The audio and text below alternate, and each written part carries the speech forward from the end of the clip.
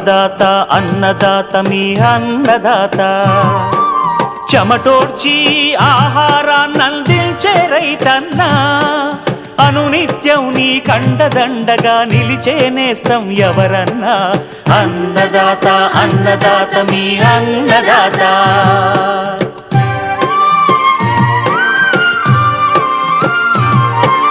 నూతన రీతుల సాగుబడికి నూరింతలు పెరిగే దిగుబడికి సూచనలిచ్చే సస్య రక్షణకు పశు పోషణకి శాస్త్ర విజ్ఞానం అందించి ముందుకు నడిపే తెలుగు రైతు భారతదేశానికి మకుటం అయ్యేలా తీర్చిదిద్దే ఆశయంతో మిమ్ము మేలు కొలిపేది అన్నదాత అన్నదాత అన్నదాత మీ అన్నదాత అన్నదాత అన్నదాత మీ అన్నదాత.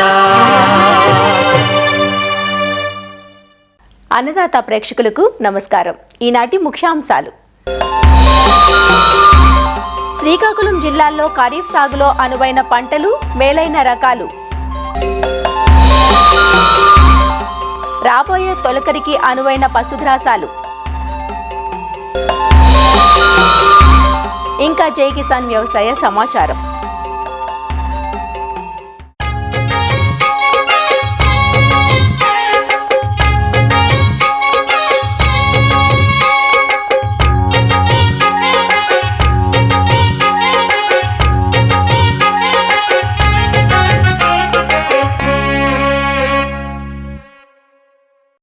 మే ఆఖరి వారానికి వచ్చేశాం. వానలు ఎప్పుడెప్పుడు వస్తాయా, ఎప్పుడు పొలం పనులు మొదలెడదామా అనే ఆశతో రైతులు ఎదురు చూస్తున్నారు. ఈ తరుణంలో ఖరీఫ్లో ఏ పంటలు వేసుకోవాలి, ఏ రకాలు బాగుంటాయోనన్న ఆలోచనలో ఉన్నారు.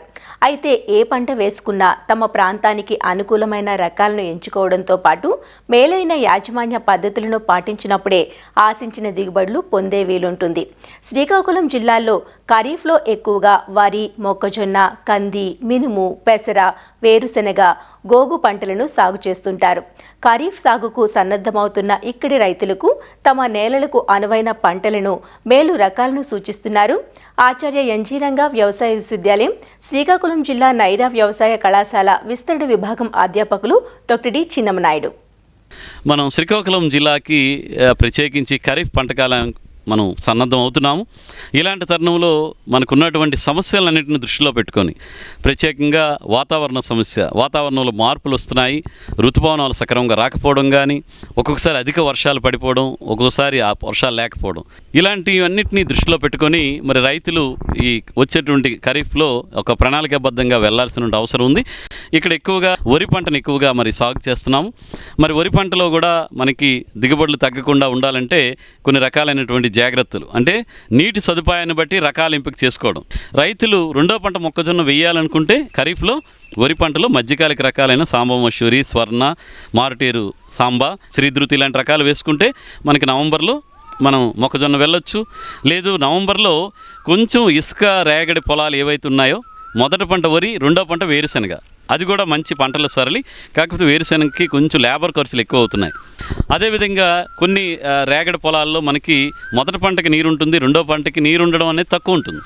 అలాంటి పరిస్థితులు ఏంటంటే మొదటి పంటగా వరి వేసుకొని మధ్యకాలిక రకాలు, స్వల్పకాలిక రకాలు వేసి కోత అయిపోయిన తర్వాత ఉన్నటువంటి తేమతో అక్కడ నీరు ఉండదు, కానీ 15-20 రోజుల వరకు తేమ బాగా ఉంటుంది. కాబట్టి వరి తర్వాత అపరాల పంటలు అంటే పెసర, మినుము వేసుకోవడానికి ఆలోచించాలి. రేగడి పొలాలు కొంచెం తేమ ఎక్కువ నిలుపుకుంటాయనుకుంటే మినుము పంట వేసుకోవడం, లేదంటే కొంచెం తేమ తక్కువగా ఉంటాయి, ఇసుక రేగడి నేలలు అనుకుంటే వరి తర్వాత వర్షాధారపు ప్రాంతాల్లో పెసర పంట వేసుకోవడం బాగా అనుకూలంగా ఉంటుంది. కాబట్టి వరి తర్వాత మీరు అపరాలైనటువంటి పెసరా మినుము వేస్తే ఆ పెసరా మినుము తాలూకా పంట వ్యర్థాలన్నీ కూడా భూమికి చేరడం కానీ, అదేవిధంగా పెసరా మినుము వేస్తే భూమి ఆరోగ్యం కూడా పెరుగుతుంది, సేంద్రియ కర్బనం పెరుగుతుంది. అదే పెసరా మినుము వేర్లకి ఈ రైజోబియం అనేటి బొడుపులు ఉంటాయి, అది నత్రజనిని గ్రహించి నేలకు అందిస్తుంది. కాబట్టి వరి తర్వాత పెసరా మినుము వేసుకునేది శ్రీకాకుళం జిల్లాకు మంచి పంటల సరళిగా మనం గుర్తించడం అనేది జరిగింది. అదేవిధంగా ఇక్కడ ఇంకొక సాగు పరిస్థితి ఏంటంటే నీటి సదుపాయం ఉన్నట్టు ఇసుక గరప నేలలు, కొంచెం ఒండ్రు కలిసిన నేలలు ఉన్నాయి. అలాంటి దగ్గర ఏంటంటే మనకు మొక్కజొన్న, అదేవిధంగా వేరుశెనగ, అంటే ఖరీఫ్లో వర్షాలు పడతాయి అడపాదడప, కానీ కొద్దో గొప్ప నీటి సదుపాయం ఉండాలి. చెరువుల ద్వారా కానీ బోర్వెల్స్ ఉన్న దగ్గర నుంచి ఇవి కూడా ఖరీఫ్లో వేసుకొని మళ్ళీ రెండో పంటగా నీటి సదుపాయం ఉంటే కనుక మొక్కజొన్న వేయటం, మళ్ళీ మూడో పంటగా అపరాలకు వెళ్ళాలి. కానీ రైతులు చాలా దగ్గరలో ఏంటంటే లాభసాటిగా ఉందని చెప్పేసి మొక్కజొన్న 3 పంటలు కూడా వేసేస్తున్నారు. దానివల్ల భూమి ఆరోగ్యం దెబ్బతింటుంది, ఎరువులు ఎక్కువగా వాడిస్తున్నాము. తదుపరి పంటలు వేసేటప్పుడు ఇంకొంచెం రసాయన ఎరువులు వాడాల్సిన పరిస్థితి వస్తుంది. మీరు ఏ పంటలు వేసినా కానీ మీకున్నటువంటి పంటల సరళిలో రబీలో కానీ వేసవిలో కానీ తప్పనిసరిగా అపరాల పంటలైనటువంటి పెసర, మినుము వేసుకోవడం చాలా ముఖ్యమైనటువంటి అంశం. అదేవిధంగా ఈ పంటల ప్రణాళికలో భాగంగా మనకున్నటువంటి వాతావరణ పరిస్థితులు, ఇక్కడ మొదటి పంట కనుక వరి ఆలస్యం అయితే, కోతలు కనుక ఆలస్యం అయ్యి నవంబర్ చివరికి కానీ డిసెంబర్కి వెళితే అక్కడ అపరాల పంటలు వేస్తే మంచి దిగుబడులు రావటం లేదు. కాబట్టి అలాంటి ఎక్కడైతే ఇక్కడ వాతావరణ పరిస్థితులు అంటే మంచు పడటం కానీ చలి వాతావరణం ఉంటే అక్కడ పెసర, మినుము దిగుబడులు రావటం లేదు సరిగ్గా. అలాంటి దగ్గర వరి తర్వాత కట్టిజనం కానీ ఒక నీటి తడి వస్తే 2 నీటి తడులు ఇవ్వగలిగితే రాగులంటే చోడి పంటను వేసుకోవడం ద్వారా మనకి మంచి లాభాలు వస్తున్నట్టు కూడా గమనిస్తున్నాం. వరి తర్వాత నీటి సదుపాయం బాగా ఉండి 3 నుంచి 5 నీటి తడులు ఇవ్వగలిగిన దగ్గర మొక్కజొన్న వేసుకోవచ్చు, లేదంటే వేరుశనగని కూడా వేసుకోవచ్చు. కాబట్టి పంటల ప్రణాళిక అనేది రైతులు ఖరీఫ్, రబీని రెండింటిని దృష్టిలో పెట్టుకొని చేయాల్సిన అంశం. అదేవిధంగా ఎక్కడైతే ఈ రేగడి పొలాలు వర్షాధారంగా ఉంటాయి, అక్కడ వరి పంట సాగు చేయడం కష్టం, నీరు దొరకదు, ఎలాంటి పరిస్థితులు కూడా నీరు ఇవ్వలేమన్న దగ్గర కంది పంట వేసుకోవడం మంచిది. అదేవిధంగా ఇక్కడ శ్రీకాకుళం జిల్లాలో ఎక్కడైతే వర్షాధారము, నీటి సదుపాయం ఉన్న 2 దగ్గర ఇసుక గరప నెలల్లో ప్రత్తి పంట కూడా వేస్తున్నారు. చాలా హైబ్రిడ్స్, అదేవిధంగా బీటీ రకాలు ఇప్పుడు అందుబాటులో వచ్చాయి. కాబట్టి రైతులు ఆయా ప్రాంతాలకు అనుకూలంగా ఉన్నట్టు బీటీ ప్రతి రకాలు ఎంపిక చేసుకుంటూ, మా సలహా ఏంటంటే ప్రత్తిలో అంతర పంటలు వేయడం అనేది చాలా ముఖ్యం. ప్రత్తిలో అంతర పంటగా మనకి సోయా చిక్కుడు వేసుకోవచ్చు. అంటే ప్రత్తి కనుక మనం వేస్తే 4 నుంచి 5 వరుసలు సోయా చిక్కుడు కానీ, లేదా ప్రత్తిలో ఉన్న అంతర పంటగా 6 వరుసల ప్రత్తి వేసుకుంటే 2 వరుసల కంది, లేదా 4-1 నిష్పత్తిలో కనుక ప్రతి కంది అంతర పంటగా సాగు చేయడం వల్ల మనకి మారుతున్న వాతావరణ పరిస్థితుల్లో ఒకవేళ ప్రతి పంట దెబ్బతిన్నా కానీ కందులు మనకు ఆదుకుంటాయి. అదేవిధంగా ఈ ప్రతి పంటలో అంతర పంటలుగా పెసర, మినుము ఇలాంటివి కూడా అంతర పంటలుగా వేసుకోవడం ద్వారా మనకి ప్రతి పంట ఒకవేళ వాతావరణ పరిస్థితుల్లో దెబ్బతింటే మనకు అంతర పంటలుగా వేసిన స్వల్పకాలిక పంటలు మనల్ని ఆదుకుంటాయి. మన శ్రీకాకుళం జిల్లా వరకు ఇలాంటి ప్రణాళిక రచించుకొని దానికి తగ్గ రకాలు ఎంపిక చేసుకోవడం, యాజమాన్య పద్ధతుల్లో మార్పులు చేసుకోవడం, ఇవన్నీ చేయగలిగితే మన శ్రీకాకుళం జిల్లా మైదాన ప్రాంతాల్లో కూడా వేసిన పంటల నుంచి కూడా మంచి నికరాదాయం తీసుకోవడానికి ఆస్కారం ఉంటుంది.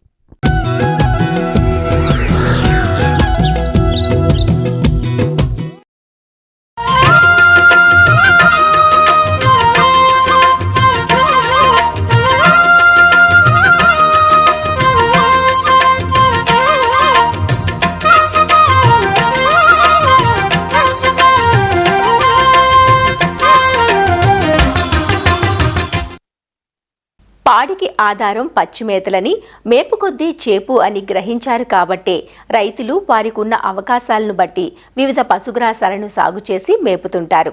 పచ్చిమేతలను కొదవ లేకుండా మేపినప్పుడే రైతుకు పోషణ వ్యయం తగ్గి పరిశ్రమ గిట్టుబాటు అవుతుంది. ఒక 5 పశువులుంటే 1 ఎకరంలో పశుగ్రాసాలు పెంచుకోవాలి. అయితే గ్రాసాలను మేపే క్రమంలో అసలు ఎలాంటి పశుగ్రాసాలు మేపాలి, రానున్న తొలకరిలో వేసుకోవడానికి ఏ ఏకవార్షిక, బహువార్షిక గ్రాసాలు అనువుగా ఉంటాయి, ఏడాది పొడవునా పచ్చిమేతలు లభ్యం కావాలంటే ఏవి సాగు చేయాలి అన్ని వివరాలను ప్రొఫెసర్ జయశంకర్ తెలంగాణ రాష్ట్ర వ్యవసాయ విశ్వవిద్యాలయం పాలెం వ్యవసాయ కళాశాల అధ్యాపకురాలు డాక్టర్ సిహెచ్ ప్రగతి నుంచి తెలుసుకుందాం. తెలంగాణలో చూసుకుంటే 80% పైగా రైతులు సన్న చిన్నకారు రైతులే. వీరికి భూమి లభ్యత తక్కువగా ఉంది కాబట్టి ఇంత తక్కువ ఏరియాలో వారు పశుగ్రాసాల పెంపకంపై మక్కువ చూపించటం లేదు. ఒక పంటల మీదే ఆధారపడటం వల్ల ఎక్కువగా నష్టాలు అనేది చవిచూస్తున్నారు. అట్లా కాకుండా సమగ్ర వ్యవసాయ పద్ధతులు పాటించినట్లయితే అధిక ఆదాయము, ఉత్పత్తి రావటానికి అవకాశం ఉంటుంది. ప్రొఫెసర్ జయశంకర్ వ్యవసాయ విశ్వవిద్యాలయం వారు ఈ సమగ్ర వ్యవసాయంపై 1 హెక్టారు భూమిలో ఆరుతడి కింద ఒక సమగ్ర వ్యవసాయపు నమూనాను డెవలప్ చేయటం జరిగింది. దీని మీద పరిశోధనలు జరిపినప్పుడు ఇందులో 70% విస్తీర్ణం పంటల కింద, 20% ఉద్యానవన పంటల కింద, 10% విస్తీర్ణం 2 ఆవులు, 20 గొర్రెలు, అదేవిధంగా 200 కోళ్లను ఏర్పాటు చేసినప్పుడు 1 హెక్టార్ నుండి 2,55,000 నికరాదాయం అనేది రావటం జరిగింది. అయితే ఈ సమగ్ర వ్యవసాయంలో డైరీ కానీ జీవాల పెంపకం కానీ చేపట్టినప్పుడు వాటికి తప్పనిసరిగా పశుగ్రాసం అనేది సంవత్సరం అంతా కూడా అందించవలసి ఉంటుంది. 2 పాడి పశువులు కనుక ఉన్నట్లయితే రోజుకి 30 కిలోల పచ్చిగడ్డి, 6 కిలోల ఎండుగడ్డి, ఒక 3 కిలోల దాణా అనేది అవసరం అవుతుంది. ఈ 30 కిలోల పచ్చిగడ్డిలో 20 కిలోలు ధాన్యపు జాతి గడ్డి, 10 కిలోలు లెగ్యూమ్ గడ్డిని అందించవలసి ఉంటుంది. దీనికి గాను ఒక హాఫ్ ఎకర్లో గనక పశుగ్రాసాలు వేసుకోగలిగితే, అంటే ఒక పావు ఎకరం ధాన్యపు జాతి పశుగ్రాసం కింద, ఒక పావు ఎకరం లెగ్యూమ్ జాతి పశుగ్రాసం కింద ఏర్పాటు చేసుకోవాల్సిన అవసరం ఉంది. అట్లాగే మేకల పెంపకం కానీ గొర్రెల పెంపకం కానీ చేపట్టినప్పుడు వాటికి కూడా పాక్షిక సాంద్ర పద్ధతిలో కనుక పెంచుకున్నట్లయితే పశుగ్రాసాలు అనేవి తప్పనిసరి. ఒక గొర్రెను కనుక చూసుకున్నట్లయితే రోజుకి 5 కిలోల పచ్చిగడ్డి, 4 కిలోలు ధాన్యపు గడ్డి, 1 కిలో లెగ్యూమ్ గడ్డి అనేది అవసరం అవుతుంది. దీనికి గాను ఒక 20 గొర్రెలను కనుక ఏర్పాటు చేసుకోవాలి అంటే ఒక హాఫ్ ఎకర్లో, పావు ఎకరంలో ధాన్యపు గడ్డి, ఒక పావు ఎకరంలో లెగ్యూమ్ గడ్డి అనేది ఏర్పాటు చేసుకోవాలి. మనకి పశుగ్రాసాల లభ్యత కనుక చూసుకున్నట్లయితే చాలా రకాల పశుగ్రాస పంటలు అనేవి మనకి వేసుకోవడానికి వీలుగా ఉన్నాయి. ముఖ్యంగా ధాన్యపు జాతి పశుగ్రాసంలో కనుక చూసుకున్నట్లయితే మనకి జొన్న కానీ, సజ్జ కానీ, మొక్కజొన్న కానీ ఇవి పశుగ్రాస పంటలుగా ఉన్నాయి. అదే కాయజాతి లేక లెగ్యూమ్ జాతి పశుగ్రాసాలు కనుక చూసుకున్నట్లయితే అలసంద, బొబ్బర, హెడ్జులూసన్ ఇటువంటి పశుగ్రాసాలు ఉన్నాయి. అట్లే విధంగా చెట్ల పశుగ్రాసాలు కనుక చూసుకున్నట్లయితే సుబాబులు కానీ, అవిసె కానీ ఈ చెట్లను మనం గట్ల మీద ఏర్పాటు చేసుకొని వాటి కొమ్మలను కత్తిరించి జీవాలను మేపుకోవచ్చు. తర్వాత ఇంకోటి గడ్డి జాతి పశుగ్రాసాలు. ఇందులో హైబ్రిడ్ బాజ్రా నేపియర్ అనేది చాలా మంది రైతులు ఎక్కువగా వేస్తున్నారు. ఇందులో రకాలు చూసుకున్నట్లయితే కో4 కానీ, కో5 కానీ, తర్వాత సూపర్ నేపియర్ కానీ, APBN1 కానీ వంటి రకాలు అందుబాటులో ఉన్నాయి. మిగిలిన గడ్డి జాతి గ్రాసాలు కనుక చూసుకున్నట్లయితే అంజాన్ గడ్డి, గిని గడ్డి, పారాగడ్డి ఇట్లాంటివి కూడా వేసుకోవచ్చు. మన ప్రొఫెసర్ జయశంకర్ వ్యవసాయ విశ్వవిద్యాలయం వారు హైబ్రిడ్ బాజ్రా నేపియర్లో కనుక చూసుకున్నట్లయితే APBN1 అనేటువంటి రకాన్ని విడుదల చేయటం జరిగింది. అట్లాగే అలసందలో కనుక చూసుకున్నట్లయితే విజయ అనే రకము, అట్లాగే సజ్జలో కనుక చూసుకున్నట్లయితే మోతీ బాజ్రా వంటి రకాలను యూనివర్సిటీ తరపున విడుదల చేయటం జరిగింది. గడ్డి జాతి పశుగ్రాసాలు కనుక చూసుకున్నట్లయితే అందులో ముఖ్యమైనది హైబ్రిడ్ బాజ్రా నేపియర్. ఈ హైబ్రిడ్ బాజ్రా నేపియర్లో ఇటీవల కాలంలో సూపర్ నేపియర్ అనేది ఎక్కువగా వేస్తున్నారు. మనకి ఇది వేసుకోవటానికి కాండపు ముక్కలు, అంటే ఎకరాకు కనుక చూసుకున్నట్లయితే 12,000 కాండపు ముక్కలు అంటే స్టెమ్ కట్టింగ్స్ అవసరం అవుతాయి. వీటిని పొలంలో బోదెలకు ఒక పక్కగా ఏటవాలుగా నాటుకోవాల్సి ఉంటుంది. అంటే 45 డిగ్రీల కోణంతో నాటుకోవాలి. ఇందులో కనుక మనం చూసుకున్నట్లయితే బోదెకి 60 సెంటీమీటర్ల దూరం పాటించినట్లయితే సరిపోతుంది. 1 హెక్టార్కి కనుక చూసుకున్నట్లయితే 30 కిలోల నత్రజని, 50 కిలోల భాస్వరం, అదేవిధంగా 30 కిలోల పొటాష్ అనేది అవసరం అవుతాయి. ఈ హైబ్రిడ్ బాజ్రా నేపియర్ నాటుకున్న తర్వాత 70 రోజుల నుంచి కోతకు సిద్ధంగా ఉంటుంది. మొదటి కోత తర్వాత 40-45 రోజులకి ప్రతి ఒక్క కోత తీసుకోవచ్చు. మనకి దాదాపు సంవత్సరంలో 60 టన్నుల పచ్చిగడ్డి అనేది మనకి ఎకరాకు లభిస్తుంది. ఇది సంవత్సరం అంతా కూడా వేసుకోవటానికి అనువుగా ఉండేటువంటి పశుగ్రాసం. కాకపోతే ఏంటంటే ఈ హైబ్రిడ్ బాజ్రా నేపియర్ వేయాలంటే తప్పనిసరిగా కొద్దిపాటి నీటి వస్తే అనేది ఉండాలి. తర్వాత మనకి ఏకవార్షికాలైనటువంటి సజ్జ, మొక్కజొన్న, జొన్న ఇట్లాంటివి కూడా వేసుకోవచ్చు. జొన్న కనుక చూసుకున్నట్లయితే మనకి 2 నుంచి 3 కోతలు వచ్చేటువంటి పశుగ్రాస జొన్న రకాలు కూడా అందుబాటులో ఉన్నాయి.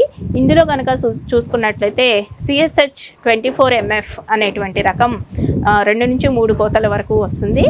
ఇందులో ఎకరాకి 10 కిలోల విత్తనం అనేది అవసరం అవుతుంది. హెక్టార్కి కనుక చూసుకున్నట్లయితే 30 కిలోల నత్రజని, 50 కిలోల భాస్వరం, 30 కిలోల పొటాష్ అవసరం అవుతుంది. జొన్నలో మనము 50% పూత దశ వచ్చిన తర్వాత కటింగ్ చేసుకోవాలి. ఆ తర్వాత మల్టీ కటింగ్ వెరైటీస్లో ప్రతి 45 రోజులకి ఒక కటింగ్ అనేది తీసుకోవచ్చు. ఒక సంవత్సర కాలంలో ఎకరాకి దాదాపు మనకి 16 నుంచి 20 టన్నుల పచ్చిగడ్డి అనేది లభిస్తుంది. మొక్కజొన్న ఈ మేత మొక్కజొన్న రకాలు కూడా మంచివి మనకు అందుబాటులో ఉన్నాయి. మేత మొక్కజొన్న రకాలు కనుక చూసుకున్నట్లయితే ఆఫ్రికన్ టాల్ అనేది ప్రసిద్ధిగాంచింది. అట్లాగే ఇంకా గంగా సఫేద్ 2 వంటి రకాలు కూడా ఉన్నాయి. ఇది ఒకేసారి మనకి కోతకు వస్తుంది. ఈ మేత మొక్కజొన్నలో మనకి విత్తనం కనుక చూసుకున్నట్లయితే ఎకరాకి 16 నుంచి 20 కిలోల విత్తనం అవసరం అవుతుంది.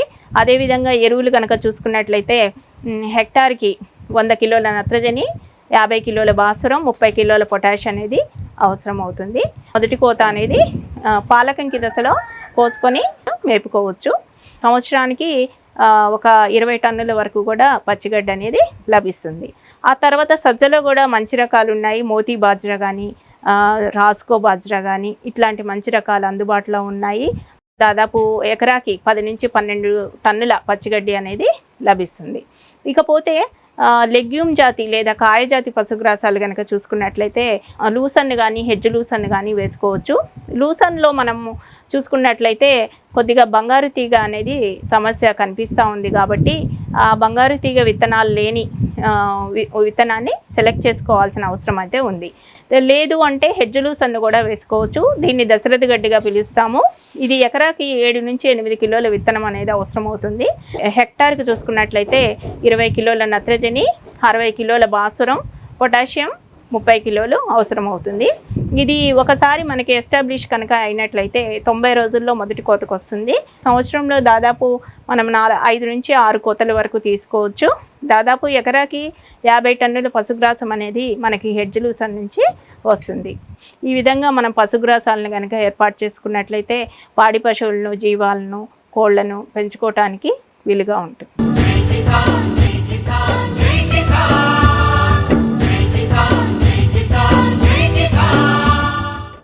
వ్యవసాయ సమాచారం ఇప్పుడు జై కిసాన్లో చూద్దాం. ఉభయ తెలుగు రాష్ట్రాల్లో రైతులు ఖరీఫ్ సాగుకు సన్నద్ధమవుతున్నారు. ఎడగారు పంటగా ముందస్తుగా సాగు పనులు ప్రారంభించే నెల్లూరు జిల్లాలో రైతులు ఇప్పటికే విత్తనాలను సేకరించుకుంటున్నారు. రైతుల అవసరాలకు అనుగుణంగా వ్యవసాయ పరిశోధనా స్థానం నెల్లూరులో వరి విత్తనాలను రైతులకు అందుబాటులో ఉంచినట్లు అధికారులు చెబుతున్నారు. విత్తనాన్ని 30 కిలోల బ్యాగ్ల కింద అందుబాటులో ఉంచామని, కిలో ధర 42 రూపాయలుగా నిర్ణయించామన్నారు. నాణ్యమైన విత్తనం అందుబాటులో ఉన్నందున రైతులు ఈ అవకాశాన్ని సద్వినియోగం చేసుకోవాలంటూ సూచిస్తున్నారు. వ్యవసాయ పరిశోధనా స్థానం నెల్లూరులో ప్రస్తుతము నెల్లూరు మషూరి NLR 33449 అనే రకము, NLR 3354 నెల్లూరు ధాన్యరాశి అనే రకము, NLR 3238 అంటే జింక్ రిచ్ వెరైటీ, తర్వాత నెల్లూరు మొలగొలుగులు 9674, తర్వాత 20084 అనే రకము, తర్వాత నెల్లూరు సుగంధ NLR 40054 అనే రకము, 145 స్వర్ణముఖి అనే రకము, NLR 4001 నెల్లూరు సిరి అనే రకాలు విత్తనాలు అందుబాటులో ఉన్నాయి. కాబట్టి ఈ విత్తనాలు కావాల్సిన రైతులందరూ ఈ ఖరీఫ్ కానీ రబీకి కానీ అవసరమైతే మా దగ్గర అందుబాటులో ఉన్నాయి కాబట్టి తీసుకోవాల్సింది కూడా ప్రార్థిస్తున్నాము. జూన్ 1వ తేదీ నుంచి కూడా సీడ్ ఉన్నంత వరకు ఇస్తాము. కేజీ 42 రూపాయలు, ఒక 30 కిలోల బస్తా 1260 రూపాయలు. ఇతర జిల్లాలకు కూడా పంపిస్తాము. ఎందుకంటే బీపీటీ కానీ 9674 నెల్లూరు మొలగొలుగులు కానీ 20,084 కూడా ఈ 5 నెలల పంటకాలం కలిగిన రకాలన్నీ కూడా మనకు గుంటూరు, ప్రకాశం, తర్వాత ఇతర రాష్ట్రాల నుంచి కూడా ముఖ్యంగా 40,054 కానీ తర్వాత 40,024 రకాలని పాండిచ్చేరి, తమిళనాడు రైతులు చాలా ఎక్కువగా అడుగుతుంటారు. కాబట్టి ఎవరైనా ఏ రాష్ట్రం నుంచి అయినా, ఏ జిల్లా నుంచి అయినా రైతులందరికీ మా దగ్గర ఉన్న విత్తనాన్ని మొత్తము సేల్కి రెడీగా ఉంది కాబట్టి ఎవరైనా వచ్చి తీసుకోవచ్చు.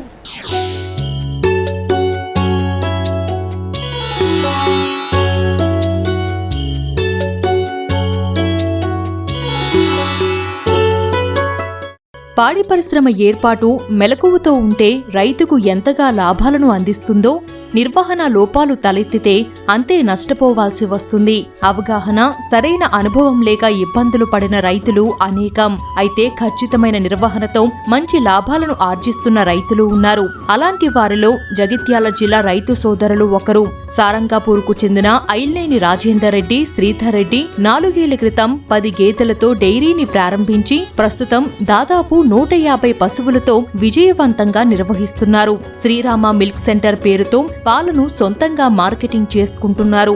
రోజు ఉదయం సాయంత్రం కలిపి 800 లీటర్ల పాలను మార్కెట్ చేస్తున్నారు. లీటరు పాలను 80 రూపాయల చొప్పున హోల్సేల్ గానే కాకుండా రీటైల్ గాను విక్రయిస్తున్నారు. పాలు మిగిలితే పెరుగు చేసి విక్రయిస్తున్నారు. డైరీ ఫామ్లో రైతుకు మరో అదనపు ఆదాయాన్ని తెచ్చిపెడుతున్నాయి దేశీ కోళ్లు. నిర్వహణ ఖర్చు లేకుండా ఫామ్లో కిందపడ్డ గింజలను ఏరుకొని తింటూ గుడ్లు, మాంసాన్ని అందిస్తున్నాయంటూ రైతు చెబుతున్నారు. పాడి పరిశ్రమ ఒకనాడు ప్రతి ఊళ్ళో 1 నుంచి 2 డైరీలు కనిపించేవి. కానీ ఇప్పుడు నష్టాలు రావడంతో ఎక్కడ కూడా పాడి పరిశ్రమ నిర్వహణకు రైతులు విముఖత చూపుతున్నారు. కానీ జగిత్యాల జిల్లా సారంగపూర్ మండల కేంద్రంలో ఓ పాడి పరిశ్రమ మాత్రం లాభాలను ఆర్జిస్తుండ్రు. ఆ రైతులు అసలు లాభాలు రావడానికి ఏం చేస్తుండ్రు ఈ కథనం ద్వారా చూద్దాం. ఫస్ట్ 10 బర్రెలతోనే స్టార్ట్ చేసినాం. ఒక బర్రె వచ్చేసి 4 లీటర్ 5 లీటర్స్ ఇస్తాయి పర్ టైం. 2 టైమ్స్ వచ్చేసి 12 లీటర్స్ 10 లీటర్స్ అట్లా ఇస్తాయి. 6 లీటర్స్ వచ్చేసి దాన వెళ్ళిపోతాయి. 2 లీటర్స్ వచ్చేసి లేబర్ ఖర్చు, గడ్డి ఖర్చు వెళ్ళిపోతాయి. బర్రె మీద 3 లీటర్స్ అమౌంట్ మిగులుతాయి. ప్రజెంట్ ఇప్పుడు 150 ఉంది. 150 బర్రెలు. 150 బర్రెలకు ఖర్చు ఎంత పెట్టిండ్రు? ఇప్పటివరకు 150 బర్రెలకు వచ్చేసి ఒక్కొక్క బర్రె 1,30,000, 1,20,000, 1,40,000, 1,50,000 అట్లా వేసుకుంటే మ్యాక్సిమం ఇంకా ఒక 2 కోట్స్ ఉంటాయి. ఇప్పుడు పాల ప్రొడక్షన్ వచ్చేసి పొద్దున సాయంత్రం 600 లీటర్స్. ఇప్పుడు గేదెలు ఎక్కడి నుంచి కొనుకొచ్చారు? గేదెలు ఆంధ్ర ఉన్నాయి, గుజరాత్ ఉన్నాయి, ప్లస్ హర్యానా ఉన్నాయి. రోజు పితికిన పాలను ఎక్కడ విక్రయిస్తారు? లీటర్ ఎంత? లీటర్ ఫర్ 80 రూపాయలు, 80 రూపీస్ లీటర్ ఫర్. మాయే సెంటర్స్ ఉన్నాయి 4. ఒక 2 హోల్సేల్ వస్తాం, 2 రీటైల్, 4 రీటైల్ ఉన్నాయి. శ్రీరామ మిల్క్ సెంటర్, సొంత డైరీ సారంగపురం అని చెప్పేసి జైత్యాల 4 బ్రాంచ్లు ఉన్నాయి మాయ. లేబర్ వచ్చేసి 10 మెంబర్స్ ఉన్నారు. ఒక లోకల్ వచ్చేసి 4 మెంబర్స్ ఉన్నారు. ఇంకొక 3 వచ్చేసి ఈ 3-4 మంత్స్ ప్రెగ్నెన్సీ బర్రెలు ఉంటాయి కదా, అవి అదడానికి ఉన్నారు. 100 లీటర్కి వచ్చేసి 70 లీటర్లు అమ్ముడు పోతాయి. 70 లీటర్స్ మిల్క్ వెళ్ళిపోతాయి. 30 లీటర్స్ పెరుగు చేస్తాం. ప్రతి నెల ఎంత ఆదాయం పొందుతున్నారు మీరు దీని మీద? ప్రతి నెల వచ్చేసి అన్ని ఓను ఒక 2-3 lakhs అయితే ఉంటాయి సార్. దాని వచ్చేసి పత్తి పిండి వచ్చేసి 3,200, 3,300 దాన్ని బట్టి రేటు సార్. ఇక తౌడు వచ్చేసి 3,000, 2,800, 2,900 క్వింటల్ వచ్చేసి. ఏం లెక్కేసుకున్నా సార్ మ్యాక్సిమం ఒక 100 రూపీస్ మనకు వచ్చినాయంటే సార్ 70 రూపీస్ ఖర్చు సార్, 30 రూపీస్ మనకు లాభాలు ఉంటాం సార్. మళ్ళీ బర్రె వచ్చేసి సార్ 2 months బిలో బర్రె కట్టాలి సార్. మళ్ళీ కంపల్సరీ బర్రె కట్టకపోతే ఫెయిల్ సార్. మెయింటెనెన్స్ వచ్చేసి పర్ఫెక్ట్ చూసుకుంటేనే దానికి తగ్గట్టు. మెయిన్ వచ్చేసి సార్ డైరీ ఫామ్ మీద ఒక రైతుకు అవగాహన ఉన్న రైతు పెట్టుకుంటే సార్ ఎలాంటి నష్టాలల్లో ఉండడు సార్. అప్పుడు మా దగ్గర 100 బఫెలోస్ వచ్చేసి పాలు ఇచ్చేసి మిల్కింగ్ ఉంటాయి సార్. ఎప్పుడు మా దగ్గర 800 లీటర్స్ కంపల్సరీ పోతాయి సార్. రోజు వచ్చేసి పొద్దున 400, సాయంత్రం 400 లీటర్స్ సార్. పచ్చగడ్డ వచ్చేసి 6 ఎకరాలు ఉంది సార్. ఇక వరిగడ్డ వచ్చేసి ఊళ్ళే కట్టలు కట్టించుకుంటాం, మేము కట్టుకుంటాం. కొంతమంది తెచ్చేస్తారు సార్ 50 రూపాయలకు కట్ట. ఇక రోజు వచ్చేసి 50 గడ్డి కట్టలు పోతాయి సార్. పచ్చిగడ్డ వచ్చేసి 2 ట్రిప్లు కొట్టుకొస్తాం సార్ ట్రాక్టర్. మిగతా యువతకు అంటే ఈ పాడి పరిశ్రమ ఈ విధానంలో ఏర్పాటు చేసుకోవాలంటే ఏం చేయాలి? పెట్టే ఆలోచన ఉంటే సార్ కొంచెం ఒక 1 month 2 months కొంచెం ట్రైనింగ్ లెక్క ఫామ్ ఉన్న దగ్గరికి పోయి చూసి అలా విధానం చూసి నాతో అయిద్దా కాదన్న కాన్సెప్ట్ మనకు కాన్సెప్ట్ ఉండదు సార్. మన కాన్ఫిడెంట్ ఉన్న రోజు పెట్టుకుంటే ఎలాంటి లాసులు అనేది ఉండదు సార్. పాడి పరిశ్రమతో పాటు కోళ్ళ పరిశ్రమ కూడా ఇందులోనే నిర్వహిస్తుంది. నాటుకోళ్ళ పెంపకం. ఈ నాటుకోళ్ళ పెంపకం కూడా దాదాపు మంచి ఆదాయాన్ని ఈ రైతు పొందుతున్నాడు. ఇది ఏ విధంగా పొందుతున్నారు మీరు చెప్పండి. అంటే సోనాలిగా కొన్ని ఉన్నాయి సార్, లోకల్ ఉన్నాయి సార్. ఎగ్స్ వచ్చేసి మేమే షాప్లో అమ్ముతాం సార్. ఒక ఎగ్స్ వచ్చేసి 10 రూపీస్ సార్. రోజు వచ్చేసి ఒక 2 ట్రైలు అట్లా వెళ్తాయి సార్. కోళ్ళు కూడా అమ్ముతాం సార్ 600 per kg. దానికేమో దాన ఖర్చు కానీ ఏది లేదు సార్. ఇక్కడనే బర్ల దగ్గర కింద పడేసినాయి ఒకటి తింటాయి అంతే. పశువులకు గ్రాసం కొరత లేకుండా 6 ఎకరాల్లో పచ్చగడ్డి సాగు చేస్తున్నారు. ఎండుగడ్డిని బయట నుంచి కొనుగోలు చేసి దానాలతో పాటు అందిస్తున్నారు. పాల దిగుబడి ఎప్పుడూ కొనసాగేలా చూడి గేదెలు, పాడి గేదెల విషయంలో జాగ్రత్తలు తీసుకుంటున్నారు. పరిశ్రమ నిర్వహణలో పనివారి మీద పూర్తిగా ఆధారపడకుండా సొంతంగా చేసుకోగల అనుభవం ఉంటేనే పరిశ్రమ 10 కాలాల పాటు సాగుతుందంటూ తన అనుభవంతో చెబుతున్నారు. ఇది జగిత్యాల జిల్లా సారంగపూర్ మండల కేంద్రంలో ఏర్పాటు చేసుకున్న పాడి రైతు అనుభవం. ఇక్కడ పితికిన పాలను జగిత్యాలకు తీసుకెళ్ళి సొంతగా అంటే డైరీ నిర్వహణ అమ్మకాలు చేపట్టి మంచి లాభాలను ఆర్జిస్తున్నారు. గంగాధర్, ఈటీవీ అన్నదాత, జగిత్యాల. మరిన్ని విభిన్న అంశాలతో రేపటి అన్నదాతలో మళ్ళీ కలుసుకుందాం. నమస్కారం. అన్నదాతలు తమ సందేహాలు, సమస్యలను 18004254085 టోల్ ఫ్రీ నంబర్లో ఉదయం 10 నుంచి 11 గంటల మధ్య పని దినాలలో సంప్రదించగలరు. ఈ కార్యక్రమాన్ని యూట్యూబ్లో www.youtube.com/annadata ETV లింక్ ద్వారా వీక్షించవచ్చు.